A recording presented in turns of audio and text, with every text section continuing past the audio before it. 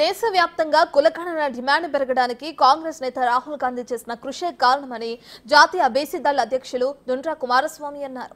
దేశవ్యాప్తంగా బీసీ రిజర్వేషన్లపై చర్చ జరగడానికి కాంగ్రెస్ పార్టీ సీనియర్ నేత రాహుల్ గాంధీ కారణమన్నారు. ఆయన మోదీ బీసీలకు వెన్నుపోటు పొడిచారని మండిపడ్డారు. బీసీ రిజర్వేషన్లపై న్యాయ సమస్యలను పరిష్కరించకుండా కేంద్రంలోని బీజేపీ ప్రభుత్వం జోద్యం చూస్తూ వస్తుందని ఫైర్ అయ్యారు. అన్ని పార్టీలు కులగణన కోసం పోరాటం చేయాలి. అన్ని పార్టీలు మద్దతు ఇవ్వాల్సిన సందర్భం.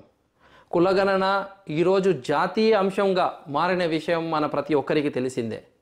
ఈరోజు కాంగ్రెస్ సీనియర్ నేత, ప్రముఖ నేత కాంగ్రెస్ రాహుల్ గాంధీ చేసిన కృషి వల్లనే ఈరోజు కులగణన అంశం జాతీయ అంశంగా మారింది.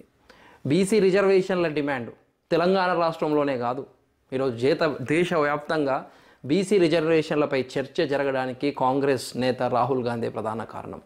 ఓవైపు అధికారంలో ఉన్న బీజేపీ పార్టీ బీసీలను విస్మరిస్తూనే ఉంది. ఇది జగమెరిగిన విషయమే. అయితే రాహుల్ గాంధీ మాత్రం బీసీలకు న్యాయం జరగాలి అంటూ తన గళాన్ని విరిపిస్తూ పోరాడుతున్నారు. ఇది ఒక మంచి శుభసూచకం, మంచి విషయం. రాష్ట్రంలో కులగణన తర్వాతే స్థానిక సంస్థల ఎన్నికలు నిర్వహిస్తామని ముఖ్యమంత్రి రేవంత్ రెడ్డి గారు కూడా ప్రకటించిన విషయం తెలిసిందే. కాంగ్రెస్ శాసనసభ పక్ష సిఎల్పి సమావేశంలో తమ పార్టీ ఎమ్మెల్యేలు, ఎంపీలు, ఎమ్మెల్సీలను ఉద్దేశించి సీఎం గారు వ్యాఖ్యలు చేయడం